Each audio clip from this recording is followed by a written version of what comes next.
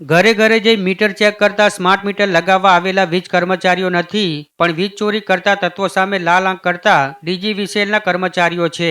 જ્યાં ભરૂચ જિલ્લાના જંબુસર નગરમાં વહેલી સવારથી જ ડીજીવીસીએલ વિજિલન્સની ટીમે દરોડા પાડ્યા છે.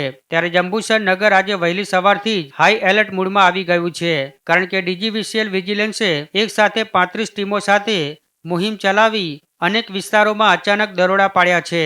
અણખી ભાગોળ, પઠાણી ભાગોળ, ભાગલીવાડ, ભૂતફળિયા, કપાસિયાપુરા, લાલ કુંભારવાડ, કોટ દરવાજા, મિર્જાવાડી અને અન્ય મુખ્ય વિસ્તારમાં વહેલી સવારથી ડીજીવીસીએલ વિજિલન્સની ટીમે દરોડા પાડ્યા છે. ત્યારે દરોડાને પગલે સમગ્ર શહેરમાં હડકંપ મચી ગયો છે. તો વીજ ચોરી કરતા તત્વોમાં ભયનો માહોલ વ્યાપ્યો છે.